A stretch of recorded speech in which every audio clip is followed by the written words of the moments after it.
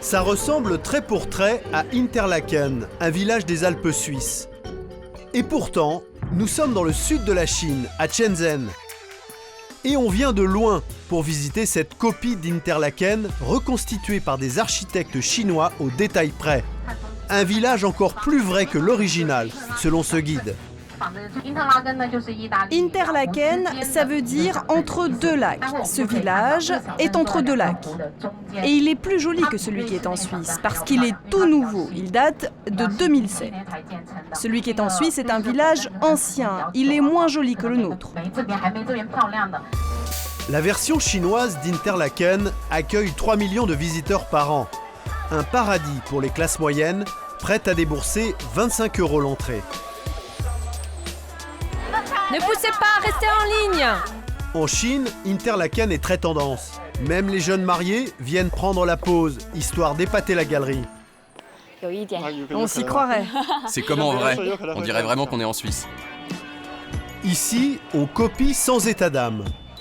Ce village suisse, entièrement reconstitué en Chine, a coûté 9 milliards d'euros et à ce prix-là, les architectes ne se soucient pas de propriété intellectuelle. Une équipe est officiellement partie en voyage d'études en Europe. Et pas une seule fois, mais une dizaine de fois. Chaque fois, notre but était différent. La première fois, par exemple, nous avons travaillé sur le style d'architecture, l'organisation des moyens de transport dans la montagne. En 2003, en Suisse, nous avons étudié les télécabines et les funiculaires dans les montagnes. Une activité de faussaire officiellement confiée à des professionnels de la copie. Leur mission ? Importer un art de vivre à l'européenne pour une clientèle peu habituée à sortir de ses frontières et parfois très fortunée. Voici des appartements à 15 000 € du mètre carré. Visite guidée dans cette résidence de luxe avec un agent immobilier. Nous filmons grâce à une caméra amateur comme des acheteurs potentiels. Alors, ici, vous avez une salle à manger. Là, vous avez une autre salle à manger. Là, le salon. Là, les toilettes et la chambre.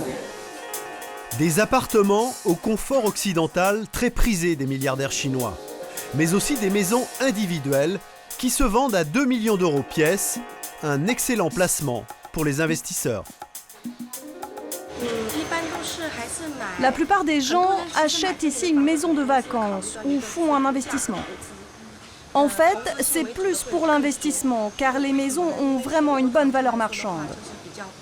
Beaucoup de gens pensent qu'ils pourront les revendre à un bon prix et réaliser ainsi une plus-value. La copie urbaine, un investissement juteux pour les Chinois, mais qui commence à déranger certains pays européens victimes de plagiat. Hallstatt, village autrichien, classé patrimoine mondial de l'UNESCO. Ici, le maire souhaite porter plainte contre les Chinois pour contrefaçon.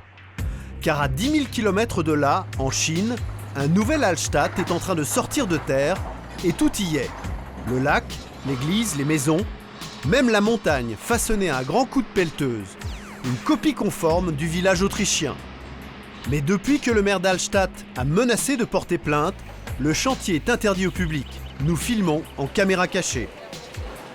C'est vrai, il paraît qu'il va y avoir un procès. Et vous pensez que c'est bien de recopier les villes ? Vous me demandez si je trouve ça bien ou pas ? Moi, ça ne me regarde pas, je suis un simple exécutant. C'est le problème du chef. Voilà plusieurs mois maintenant que la centaine d'ouvriers se relaient dans ce petit bout d'Autriche made in China. Malgré la menace de plainte du maire d'Hallstatt, les travaux continuent. Nous tentons d'obtenir des explications de la part des responsables du chantier, peu coopératifs. Qu'est-ce qui se passe ici ? Ce sont des journalistes français, ils veulent faire une interview. Bonjour, on peut vous parler ? Désolé, ça c'est un projet du gouvernement. Si vous voulez faire un reportage, il faut avoir l'autorisation du gouvernement. Nous voulons juste savoir quand les travaux seront finis. Et quand ils ont commencé, des questions très simples. Tout est arrêté pour l'instant, je vous dis que c'est arrêté, pour des problèmes internes. C'est pas le moment pour une interview. On dit que ce village a un style autrichien, c'est ça ? Non, ça a changé. C'est différent. On a complètement changé le style et le plan est en train d'être modifié. Tous les travaux sont arrêtés, vous voyez ?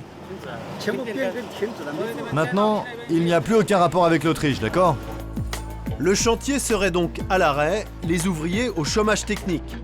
Pourtant, comme par miracle, on prévoit ici que dans un an, les premiers clients pourront s'offrir une maison dans le Hallstatt version chinoise. Reconstituer des morceaux d'Europe en Chine, un filon pour faire fortune, encouragé par le gouvernement. Ici, sans la bénédiction du parti, rien n'est possible. Si nous adaptons le style architectural européen et utilisons le plan, la création, les idées, le design, je pense que nous pourrons en faire une zone touristique et attirer beaucoup de visiteurs chinois.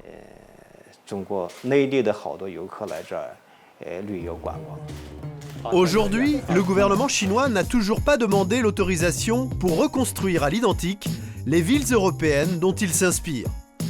Alors, pour éviter les ennuis juridiques, les Chinois ont trouvé une parade. S'inspirer des villes européennes sans les copier. Cette colline fait 2,5 hectares. Et là, on va y construire un château qui sera aussi un hôtel, dans le style du Neuschwanstein en Allemagne. Sui Cheng est le promoteur de cette nouvelle version de la vallée du Rhin. Un entrepreneur multimillionnaire, convaincu d'avoir déniché l'endroit idéal. Le paysage est beau, mais la terre n'a aucune valeur. Ce n'est que de la pierre. On ne peut pas la cultiver, elle ne vaut rien. Alors nous avons récupéré ce terrain pour l'aménager et en faire un site touristique. Mais à la différence des autres promoteurs immobiliers chinois, Monsieur Cheng se défend d'être un copieur. Voici la maquette de la future vallée du Rhin chinoise. Un projet immobilier pharaonique qui s'étend sur 10 km². Un projet qui, selon Monsieur Chang, ne sera pas une contrefaçon. À Shenzhen, il y a un village suisse, Interlaken. Il est presque entièrement copié. C'est très joli, c'est pas mal si ce qu'on veut faire c'est une copie. Mais quand même, ça veut dire qu'il y a un autre village semblable dans le monde. Nous empruntons juste des éléments. Nous espérons construire notre propre style du Rhin. Les premières maisons commencent à pousser et Monsieur Cheng est assez confiant. D'ici 2017, les travaux de cette nouvelle vallée du Rhin devraient être terminés. La contrefaçon urbaine permet aux autorités chinoises de retenir sur son sol une classe moyenne avide de consommation. Elle évite également aux Chinois de rapporter de l'étranger la seule chose que le gouvernement ne veut pas voir copier, la démocratie.